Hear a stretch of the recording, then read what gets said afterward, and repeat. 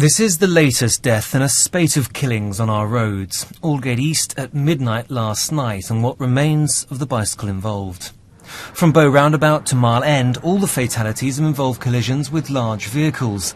And last night was no different. This is now the second cyclist who's been killed in under 24 hours on the cycle superhighway. What happened was at 11:30 last night, a cyclist was here at the junction of Whitechapel and Commercial Road when he was in a collision with a bus. He was treated at the scene but later died in hospital. No arrests have been made. Anthony Hill was walking nearby and saw the aftermath. I saw the wreck of the bicycle and it did look quite a mess. And there were also some of the guy's belongings scattered out in the street still.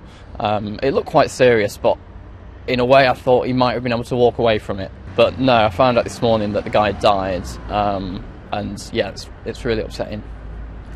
This is the second cyclist to die here in a year. We don't know who, if anyone, was to blame for this latest death, but spend just a few minutes here and it's easy to see why it's so dangerous. Not just because motorists ignore the blue cycle superhighway, but also because cyclists flout the law, sometimes even at their own expense. Either way, there is a sense of something needing to be done. People have no care for other road users, and buses are a good example. Often buses are driven like taxis. That's the nature of what cycling in London is. It's not a cycle in the park. You have to go in with your eyes open. So that council have joined the debate, calling for all HGVs to be banned during peak hours.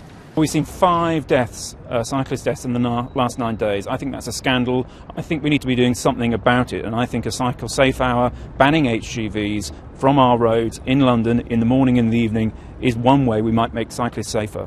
The Mayor says he is improving safety for cyclists. In 2007 there were 420,000 bike trips a day, with 15 deaths that year. 4 years later, and there may have been one more death, 16 in all, but there were many more cyclists on the roads.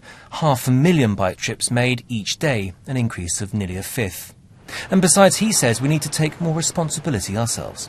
No traffic engineer in the world can budget for or take account of cyclists or pedestrians or motorists who do things that are frankly unpredictable and risky. So I do urge everybody who's on our roads to take care and to think of other road users, but also to think of themselves when they're making these split-second decisions about how to behave.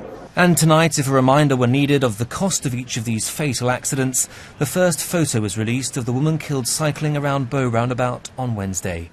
Venera Minakmatova was 24 and the 12th cyclist killed this year. Alex Bushell, BBC London News.